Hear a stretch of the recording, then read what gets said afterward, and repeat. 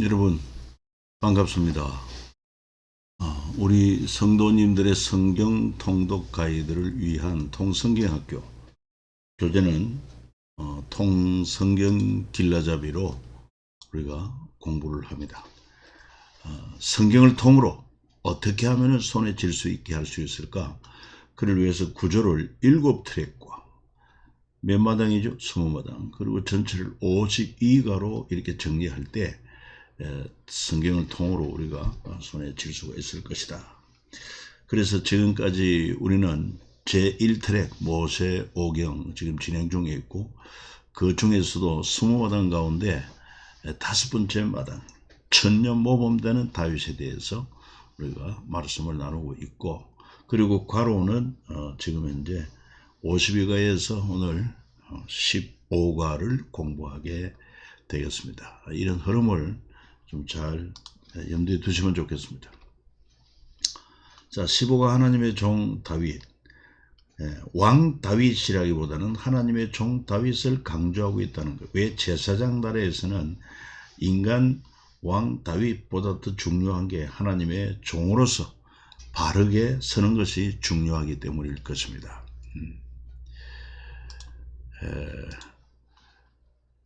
그래서 이 15가에서는 사무엘하 11장 24장까지 1왕기상 1, 2장 포함되는데 6가지 대지로 우슬초로 정결케, 압살롬, 아들 압살롬의 쿠데타, 그 다음에 베들레헴 우물 사건, 다윗의 인구조사, 다윗의 유언, 다윗의 시편. 이런 내용은 여러분들이 이제 스스로 공부를 하면서 대지는 좀 바꾸어 가면서도 할 수가 있다, 그렇게 볼 수가 있겠습니다. 자, 그리고 여전히 우리는 이 시간 공간, 이 중요 인물 가운데서 공간은 예루살렘, 주요 인물은 다윗이죠. 물론 나단 선지자, 또 압살롬, 아버지를 반역한 압살롬 아들입니다. 그리고 요압 장군, 그리고 다윗 왕의 뒤를 이어 왕이 된 솔로몬 왕, 이 중요 인물이 되겠습니다. 자, 우리가 이 15가를 공부함에 있어서 이제 배경을 알아야 되기 때문에 여러분들이 이 성경을 같이 한번 더 읽어보겠습니다. 사무엘하 11장 1절에서 4절 내용이 되겠습니다. 그 해가 돌아와 왕들이 출전할 때가 되면 다윗이 요압과 그에게 있는 그의 부하들과 온 이스라엘 군대를 보내니 그들이 암몬 자손을 멸하고 랍바를 에워싸고, 다윗은 예루살렘에 그대로 있더라. 저녁 때 다윗이 그의 침상에서 일어나 왕궁 옥상에 그늘다가 그곳에도 보니 한 여인이 목욕을 하는데 심히 아름다워 보이는지라. 다윗이 사람을 보내 그 여인을 알아보게 하였더니 그가 아뢰되 나는 엘리암의 딸이요 헷 사람 우리아의 아내 바세바가 아니니까 하니, 다윗이 전령을 보내 그 여자를 자기에게로 데려오게 하고 그 여자가 그 부정함을 깨끗하게 하였으므로 더불어 동침하며 그 여자가 자기 집으로 돌아가니라. 어떤 사건인지 여러분 짐작할 수 있겠죠. 이런 배경입니다. 그래서 오늘 말씀해 보면은 우슬초로 정결케 하는 이 대지를 한번 생각해 봅니다. 우슬초. 우슬초가 왜 등장하느냐? 이것은 하나의 식물인데 뒤에 가서 그림으로 한번 보여드리도록 하겠습니다. 먼저 충성된 자신의 신하 죄 없는 우리아를 죽인 죄에 대하여 그 죄를 정결케 하기 위하여 우슬초에 피를 묻혀 뿌려 정결케 해달라는 것이죠. 그래서 참 이 밧세바의 남편이 충성된 신하 우리아였습니다. 그런데 밧세바의 그런 관계를 어떻게 합니까? 자기의 죄를 숨기기 위하여 이제 인간적인 꾀를 내는 것이죠. 그래서 지금 전장 현장에서 적과 더불어 싸우는 이 우리아 장군을 불러서 특별 휴가로 내줍니다. 그래서 집에 가서 쉬게 하도록 하지만 이 충성된 우리아는 지금 현재 요압 장군과 우리 군사들이 적과 대치하고 그리고 들판에서 여행 중에 내가 어떻게 집에 가서 편히 쉴 수 있겠느냐. 집에 돌아가지 않고 그 성 문 앞에서 부하들과 함께 잠을 잤다는 것입니다. 이 소식을 들은 다윗이 그 다음 두 번째 단계로는 그에게 술을 많이 먹이게 하고 취하여 집에 가도록 했지만은 역시 우리아는 왕이 내린 음식을 먹고 취하긴 했지만 역시 집으로 가지 않고 그곳에 잠을 잡니다. 이렇게 다윗의 계략이 통하지 아니하니 부득불 이제 우리아가 다시 군대로 기대할 때 편지를 써서 요압 장군에게 전하라고 합니다. 그 내용이 뭐냐 하면은 바로 이 우리아가 내게 혐의가 있은즉 요압 장군은 우리아를 위험한 전쟁터에 보내서 전사하도록 하라. 이런 내용이었어요. 얼마나 하나님 보기 악합니까? 그래서 결국은 왕의 명령대로 위험한 전투 지역에 뭐 가면은 뻔히 죽을 수밖에 없는 그런 위험한 지역에 보내가지고 우리아와 용사들이 또 희생을 하게 됩니다. 이런 사건이 있은 후에 그리고는 하나님의 사람 나단 선지자가 다윗에게 와서 이 비유를 들면서 책망을 그 비유가 뭡니까? 바로 이것입니다. 어떤 행위는 그 부자에게 오매 부자가 자기의 온 행인을 위해 자기 양과 소를 아껴 잡지 않고 가난한 사람의 양새끼를 빼앗아다가 자기의 온 사람을 위하여 잡았나이다 하니 다윗이 그 사람으로 말미암아 노하여 나단에게 이르되 여호와의 살아계심을 두고 맹세하노니 이 일 행한 것은 마땅히 죽을 자라 그랬습니다. 물론 다윗은 근본적으로 의로움이 있습니다. 이 부자가 말이에요. 자기에게 손님이 왔는데 그 많은 짐승들 중에 택하여 손님을 접대하지 않고 가난한 과부의 자기 딸과 같이 기른 암양새끼를 뺏어다가 손님을 대접했다. 이 얼마나 잘못된 일입니까? 그래서 다윗은 그의 의로움으로 여호와의 살아계심을 두고 맹세하는 이를 향한 그 사람은 마땅히 죽을 자라 그랬을 때 나단 선지자가 뭐라고 말합니까? 나단이 다윗에게 이르되 당신이 바로 그 사람이라. 당신이 바로 그 사람이라. 다윗이 얼마나 황당했겠습니까? 자기 죄를 하나님 앞에 숨길 수 없음을 알았습니다. 우리가 여기서 한 가지 기억해야 될 것은 우리도 하나님 말씀을 읽을 때나 하나님 말씀을 들을 때 그 말씀 적용을 먼저 자신을 살펴서 적용을 해야 합니다. 자기를 빼놓고 말씀을 다른 사람에게 적용하는 것은 바른 자세가 아니죠. 먼저 나와 우리 집 여기에서부터 점진적으로 이렇게 적용해 나가는 것이 필요합니다. 여러분 하나님 말씀을 들을 때 하나님은 나를 향하여 내가 들으러 주시는 말씀이지 남을 향해 주시는 말씀이 아니다. 그래서 사무엘처럼 주여 말씀하옵소서 종이 듣겠습니다 하는 이런 자세가 매우 중요한 것입니다. 자, 이처럼 이제 하나님의 사람 나단을 통해서 책망을 들은 이 다윗이 질투를 합니다. 내가 여호와께 죄를 범하였노라.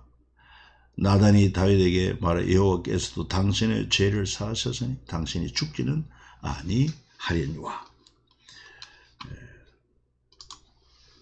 그리고 죄에 대한 하나님의 처벌을 얘기합니다. 첫 번째는 이 범죄로 인해서 다윗의 집에 칼이 끊어지지 않을 것이다. 그러니까 형제간의 권력 다툼 뭐 이런 것들로 말미암아 칼이 끊이지 않는다. 두 번째로 그의 아내 실제는 후궁이죠. 백주의 다른 사람에게 주게 될 것이다. 이게 실제로 이제 그 아들 압살롬이 반역을 일으켜 가지고 그대로 이루어진 것을 볼 수가 있습니다. 그 다음에 바세바와 사이에 태어난 아들은 죽을 것이다. 그대로 다 이루어졌어요. 그래서 우리는 하나님 말씀이 얼마나 신실한가 그 말씀 앞에 우리 떨리는 마음을 가지는 그런 겸손한 자세가 필요할 것입니다. 특별히 이 다윗이 그 범한 죄를 나단 선지자로부터 지적을 받고 난 후에 그거 회개하며 기록한 시가 바로 시편 51편입니다. 그래서 그는 정말 뼈아픈 회개의 시를 기록한 것을 알 수 있어요. 그래서 우슬초로 나를 정결케 하소서, 그때 기도했던 것입니다. 이 우슬초가 무엇이냐, 뭡니까? 이 우슬초라는 식물은 말이죠, 줄기나 그 다음에 그 잎사귀 뒷면에 아주 잔털이 많이 붙어가지고, 그래서 이제 피 같은 거 이렇게 담가서 끄집어내면은 마치 스펀지가 물이나 피를 흡수하듯이 흡수를 합니다. 그럼 그걸 뿌릴 때 아주 좋은 그런 식물이 바로 우슬초였습니다. 그 6월절 어린양의 피를 바를 때도 사용을 했다 하는 것을 알 수가 있고요. 실제로 이제 그 사진을 한번 우리가 볼 수가 있는데, 이게 바로 우슬초라고 합니다. 이 줄기가 있고 이 나무 뒷면에 이렇게 잔털이 많아가지고, 그래서 이것을 꺾어서 그 다음에 다발로 묶어가지고, 그래서 이제 물이나 또는 피에 적시면은 피를 잘 흡수하고 뿌리면 뿌릴 수 있도록 그렇게 된다고 하는 것이죠. 여러분도 한번 관심 있게 찾아봐도, 우슬이라고 하는 것은 소자 무릎 설자, 소의 무릎같이 생긴 풀이다, 뭐 이렇게도 말하는데, 성경의 우슬초와 우리나라에 있는 쇠무릎, 소무릎의 풀과는 좀 다르다고 학자들이 이야기합니다. 아마 우리 선조들이 이 성경을 번역할 때 이제 조금 우슬초를 그렇게 잘못 번역했지 않나. 히브리 말로 영어로 히솝이라고 이렇게 또 표현하기도 합니다. 자, 그리고 이제 우리는 사무엘하 13장에서 바로 다윗이 범죄로 인하여 네 집안에 칼이 끊이지 않을 것이다 말씀했는데, 그것이 실제적으로 어떻게 이루어지게 되는가 하는 것을 볼 수가 있습니다. 사무엘하 13장에 나오는데 조금 이렇게 잘리짐을 이해해 주시면 좋겠습니다. 다윗의 아들 암논이 이복누이 다말을 연모한 끝에 꾀를 내어 누이를 겁탈하여 욕되게 합니다. 이로 인해 슬퍼하는 다말의 오라비 압살롬이 그녀를 위로하죠. 만 2년이 지난 후 자기 양털 깎는 날에 왕자들을 초대해 잔치를 배설하고, 형 암논이 술이 취해 있을 때 종들에게 명해 그를 죽인 후 그는 그술 땅 달메에게로 도망을 가서 3년을 지냅니다.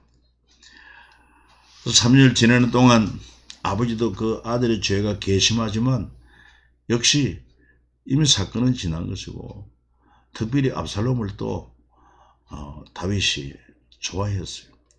그래서 요압의 중재로 예루살렘에 돌아왔지만, 아버지도 너 집에 가서 있으라 하고는 소외를 당하니까 결국은 이제 아버지 다윗 왕도 나이 많아 늙었지 하니까 반역을 도모하여 거의 승리를 목전에 두고 있다가 결정적인 순간에 패하게 됩니다. 이러므로 말미암아 이 하나님이 다윗의 범죄 후에 그 세 가지 죄에 대한 처벌이 그대로 이루어지고 있는 것을 알 수 있어요. 죄는 항상 흔적을 남깁니다. 참고로 다윗의 가계입니다. 아버지 이세는 그 아들이 엘리압, 아비나답, 삼마, 또 시므와, 느단데, 랏데, 오셈, 다윗, 이렇게 8형제로 볼 수 있고, 다윗이 막내입니다. 그리고 누이가 스루와 아비가일이 있었는데 그 누이의 아들들이 다 용사였어요. 그래서 다윗에게 생길되는 요압, 나중에 이스라엘의 사령관 역할을 했죠. 나중에는 이 요압이 압살롬에 연합해가지고 반역을 도망간, 나중에는 이제 결국 죽게 됩니다. 아비세, 아사엘, 아마사. 그 다음에 이제 다윗의 가계를 보면은 그의 아내가 미갈, 이 사울왕의 딸이죠. 그러나 다윗, 남편 다윗을 무시, 멸시에 때려가지고 다시는 그에게 동침하지 않으므로 자녀가 없었어요. 아히노암 여인을 통해서 암논을 놓고, 아비가일을 통해서 길르압, 마아가를 통해서 압살롬과 딸 다말을 놓고, 핫깃을 통해 아도니아, 아비다를 통해 스바다, 또 에그라를 통해 이드람, 바세바를 통해서 삼무와 소밤, 나단, 솔로몬 이렇게 사형제가 태어났고 그 외에 여러 아내들이 있었습니다. 그러니까 바로 이제 사무엘하 13장에 나오는 그 왕자들의 난 속에는 바로 이 암논이, 큰아들 암논이 그 자기 배다른 누이 다말을 연모해가지고 강제로 이 다말을 욕되게 하지 않습니까? 그러니까 이 압살롬이 다말을 위로하고는 형 암논을 죽이겠다 이래가지고 결국은 그 양털 깎는 그런 잔치에 초대를 해가지고 술이 취했을 때 종들에게 암시를 해서 그를 죽이라 이래가지고 압살롬의 종들이 암논을 죽이게 됩니다. 그러니까 칼이 이제 끊어지지 아니한다 하는 그 말씀 그대로 이루어진 것을 알 수 있어요. 자, 그래서 우리는 인간 다윗의 모습들을 한번 생각해 볼 필요가 있습니다. 먼저는 그가 왕이 된 이후에 사울의 아들, 그 다음에 요나단의 아들 머비모셋, 그 머비모셋 이 다윗의 친구 요나단의 혈통을 정말 인정으로 의리 있게 잘 보호한 것을 알 수. 왜냐하면 요나단과 약속이 있었거든. 요나단이 다윗에게 이르되 평안히 가라. 우리 두 사람이 여호와 이름으로 맹세하 이르기를 여호와께서 영원히 나와 너 사이에 계시고 내 자손과 네 자손 사이에 계시리라 하였느니라. 그래서 이 요나단은 사울 왕의 아들이지만 이 다윗이 왕이 될 것을 알았어요. 그래서 아버지 사울은 다윗을 어떻게 하든지 하려고 했지만 그런데 요나단은 다윗 편에 서서 다윗을 보호하고 그래서 나는 네가 왕이 될 줄 안다. 그때 내 자손, 네 자손 사이에 서로 우애하도록 해주면 좋겠다. 그래서 나중에 이제 사울이 죽고 요나단도 블레셋과의 전투에서 죽고 그 아들 머비모셋만 겨우 남았는데 이 머비모셋은 다리가 좀 불구했습니다. 아마 도망하다가 떨어진 거로 다리를 다쳐서 그랬을 것입니다. 그래서 다윗이 왕이 되고 난 이후에 사울의 후손이 남은 사람이 있느냐, 내가 요나단으로 말미암아 그 사람에게 은총을 베풀겠다.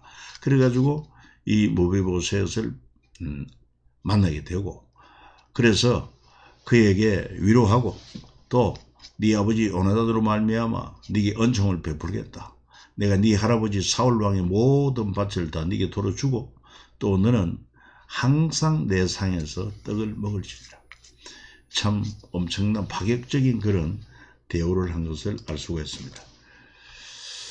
자, 그런가 하면 또 다윗의 큰 한 가지 과오가 있는데 첫 번째 과오는 우리아의 아내 바세바를 범한 것이라. 그 다음에는 인구조사. 그래서 이 다윗이 인구조사를 명령한 이유가 뭐냐면은 어떤 의미에서 보면 하나님을 의지하기보다는 눈에 보이는 자기 군대를 의지하고 또 자기 업적을 과시하기 위한 그런 좀 불량한 마음, 하나님 보시기에 불량한 마음 때문에 죄가 되었습니다. 그래서 이로 말미암아 하나님이 진노하셨죠. 그래서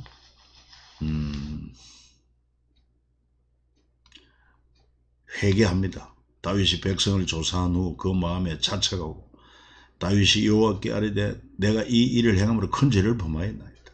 여호와여 이제 간구하옵나이다. 종의 죄를 사하여 주옵소서. 내가 심히 미련하게 행하였나이다. 이렇게 자복을 합니다. 그때 하나님께서는 세 가지 그 형벌 가운데 하나를 택하라고 얘기를 합니다. 그 세 가지 형벌이 바로 뭐냐 하면은 첫 번째는 7년 동안 기근이 있을 것이다. 또 한 가지는 대적에게 쫓겨나서 3개월 동안 도망하게 될 것이고, 그 다음에 또 세 번째 종류는 뭐냐? 이 땅에 사흘 동안 전염병이 있을 것이다.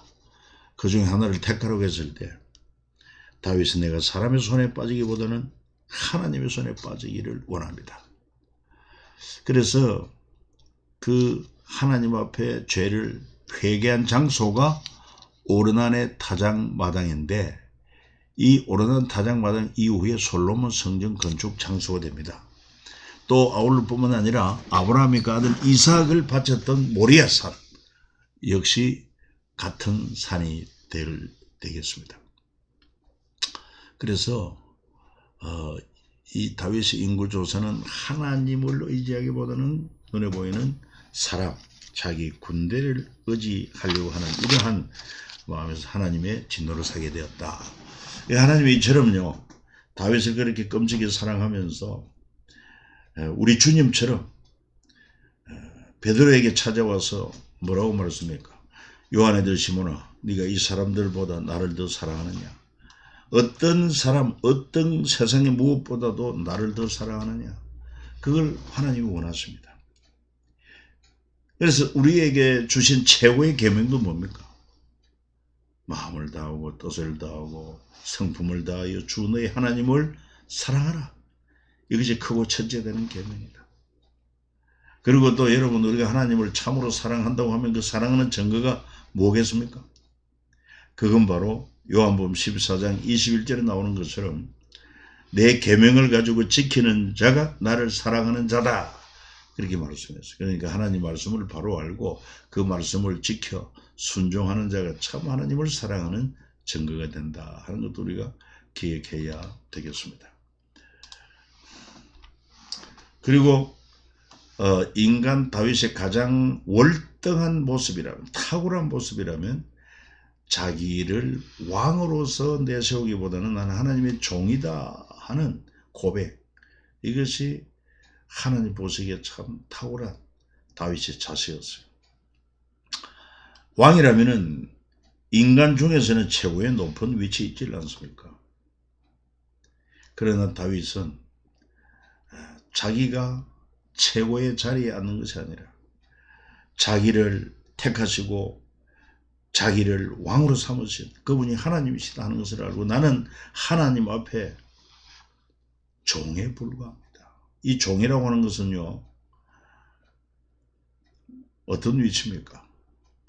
보면 남에게 얼매이고 그 명령에 따라 움직이는 사람을 비유적으로 이루는 말인데, 이처럼 종이 무엇인지 잘 아는 다윗이 나는 하나님의 종입니다. 이거 얼마나 겸손하고 하나님 마음에 합종한 고백인지 몰라요.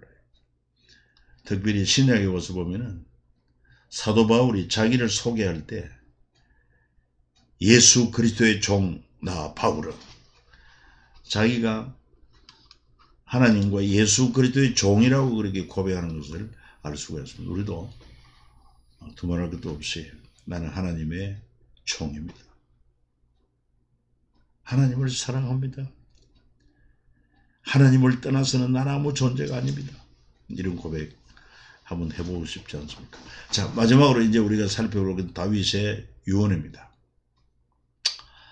다윗도 나이가 이제 30의 왕이 돼가지고 70에 그가 죽지 않습니까? 40년 동안 통치를 했는데, 참 이 다윗 70에 죽은 것을 보면 오늘 우리는 참 장수하는 것입니다. 저도 어느덧 금년이 70이 되는데 참 세월이 이렇게 많이 흘러나 싶고, 요즘은 뭐 백수 시대라고 하니까 100세 시대까지 산다고 하니 우리는 참 특별한 하나님의 은총 가운데 산다고 할 수가 있겠습니다. 그래서 다윗이 죽을 때 뭐라고 말하느냐 하면은 이렇게 고백하고 있습니다. 같이 한번 읽어보면, 나 다윗이 죽을 날에 임박하며 그의 아들 솔로몬에게 명령 이르되 내가 이제 세상 모든 사람이 가는 길로 가게 되었노니 나는 힘써 대장부가 되고 네 하나님 여호와의 명령을 지켜 그 길로 행하여 그 법률과 계명과 율례와 정글을 모세 율법에 기록된 대로 지키라. 그래야하면 네가 무엇을 하든지 어디로 가든지 형통할지라 말씀하고 있습니다.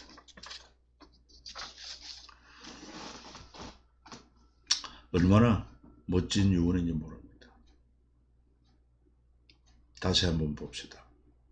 내가 이제 세상 모든 사람이 가는 길로 가게 되었노니 너는 힘써 대장보가 되라. 어떤 대장보? 영적 신앙적 대장보가 되고 믿음의 큰 사람이 되고 네 하나님 여호와의 명령을 지켜 그 길로 행하고 그 법률 계명 율례 증거를 모세율법에 기록된 대로 지키라. 그리하면 네가 뭘 하든지 어디로 가든지 형통할지라.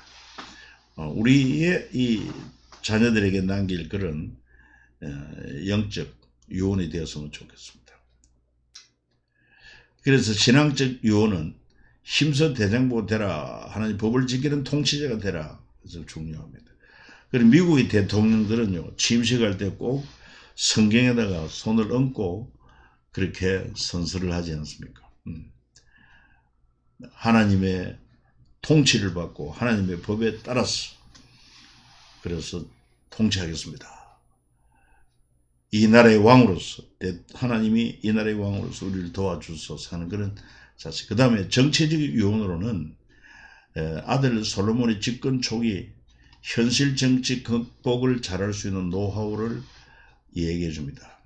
조직을 잘하게 하고 특별히 경계할 인물 요압, 그 다음에 베냐민 지파의 시므이 이런 자들을 주목하고 어떤 혐의가 있을 때는 처형하라. 요압이 자기 생질이지만 다윗 생질이지만 그가 아들 압살롬이 반역할 때 거기에 합류했던 자입니다. 그러니까 굉장히 반역이죠. 근데 생명은 살려줬지만은 앞으로 혐의가 드러나면은 그때는 반드시 처형하라. 그리고 폭넓은 인재를 등록합니다. 그 다음에 특별히 길르앗 사람 바실레의 아들들에게 은총을 베풀어라. 그들이 네 상에서 먹는 자 중에 참여하게 하라. 왜냐? 내가 네 형 압살롬의 낯을 베어 도망할 때 그 바실레와 아들들이 내게 선대했다. 먹을 것을 준비해주고 했던 것입니다. 그러니까 참 어려울 때 도와주면 그 은혜를 잘 잊을 수가 없습니다. 여러분도 혹시 한번 주변에 살펴가지고 어려움에 처한 사람 좀 위로해주고 밥도 한 그릇 사주고 좀 도와줄 수 있으면 좋지 않겠나 싶습니다. 그리고 저도 어느 한 사람이 생각나는데 실천할 기회를 가졌으면 좋겠다 생각을 해봅니다. 그 다음 제사장 나라, 하나님 나라 유언과 비전의 흐름들, 줄기. 먼저 우리가 지난번에도 살폈습니다만 야곱의 유언은 약속의 땅 가나안을 향한 비전과 12아들을 위한 축복을 했습니다. 이스라엘이 죽을 날이 가까우면 이스라엘이 야곱의 바꾸어진 이름이죠. 나를 애굽에 메어다가 조상의 묘지에 장사하라. 그래서 아들 요셉을 따라서 애굽 땅에 왔지만은 그러나 결국은 내 조상의 묘지에 장사하라. 하나님이 약속하신 땅이 가나안 땅이니 그 땅을 사모하는 그런 신앙의 중심인 것입니다. 그 다음에 아들 요셉도 죽을 때 역시 약속의 땅 가나안에 대한 비전을 가지고 이스라엘 자손들에게 맹세시키면서 하나님 반드시 당신들을 돌보시고 당신들이 애굽에서 나올 때 내 해골을 메고 올라가겠다. 애굽은 우리가 영원히 거주할 것이 아니다. 하나님이 약속한 땅이다. 그리고 모세는 여호수아와 만나 세대에게 이렇게 말합니다. 모세가 여호수아를 불러온 이스라엘 목전에서 그에게 이르되 너는 강하고 담대하라. 너는 이 백성을 그대로 여호와께서 그들의 조상에 주리라 맹세하시는 땅에 들어 그들에게 땅을 차지하게 하라. 하나님이 약속한 땅 여기에 초점을 맞추고 있습니다. 여러분 사실 구약 시대에는 눈에 보이는 가시적이고 그 다음에 물질적인 이런 약속, 이런 복을 말씀하셨지만 그러나 신약을 오면서 가시적인 것은 이제 불가시적인 것으로 물질적인 것은 영적인 것으로 이렇게 변화되는 것을 우리가 기억하면 좋겠습니다. 자, 그래서 다윗의 유언도 우리가 이미 살펴보았습니다만은 믿음의 장부가 되고 명령 지켜 그 길로 행하라. 그래 하면 가는 길 평탄하고 형통하다.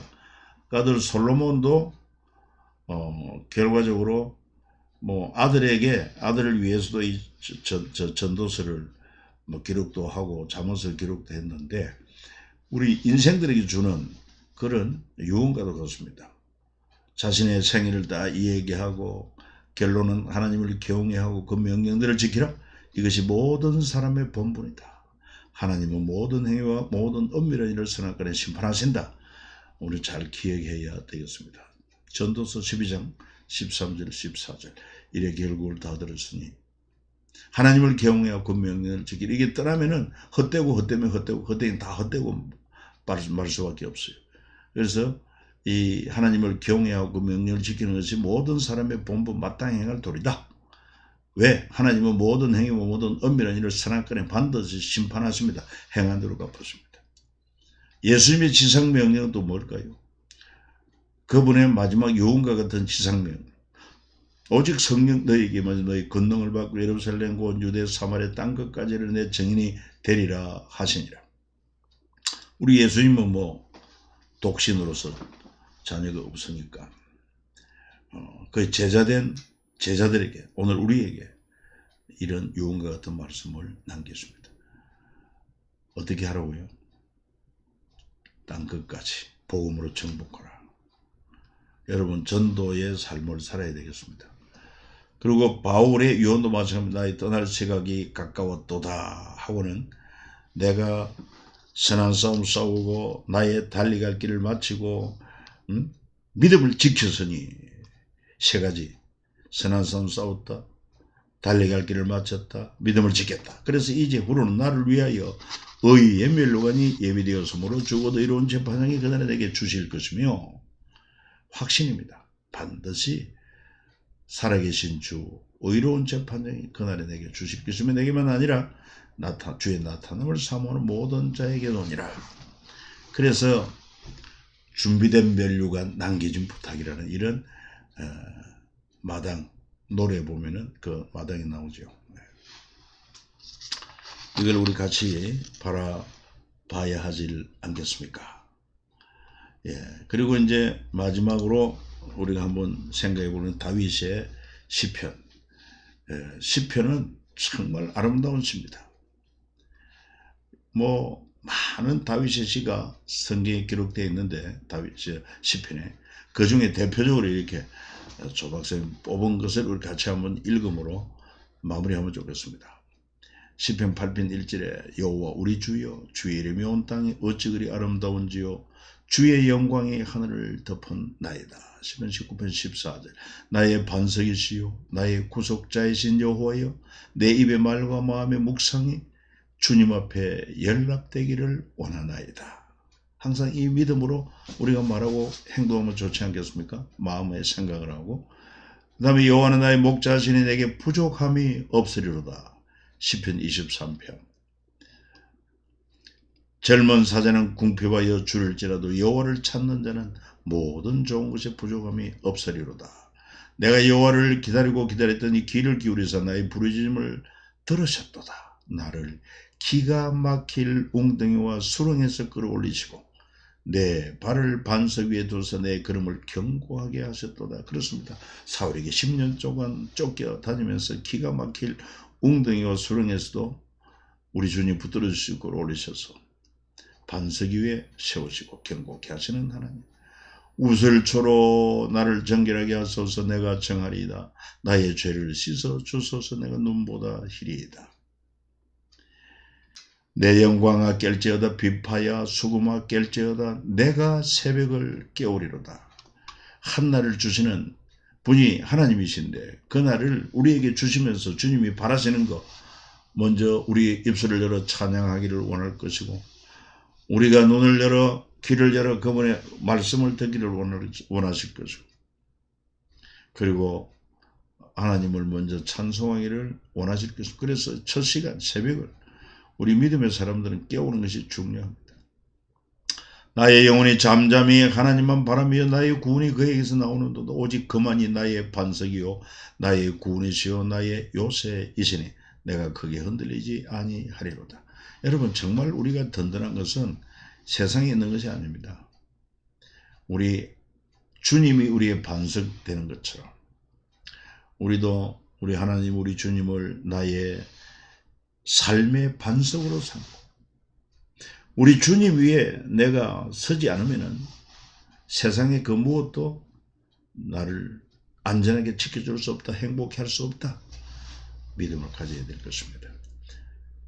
마지막, 내 영혼아 여호와를 송축하라. 내 속에 있는 것들아 다 그의 거룩한 이름을 송축하라. 예, 여러분 교재 계속해서 자세히 잘 읽으시고 그렇게 해 주시면 감사하겠습니다. 오늘도 수고 많이 하셨습니다. 또 한 주간도 승리하시고, 그 한 가지 죄송한 것은 제가 화요일 날 영상을 미리 전달하지 못해서 실수한 것을 용서해 주시면 감사하겠습니다. 수고하셨습니다. 다음 시간에 만나 뵙겠습니다. 안녕히 계세요.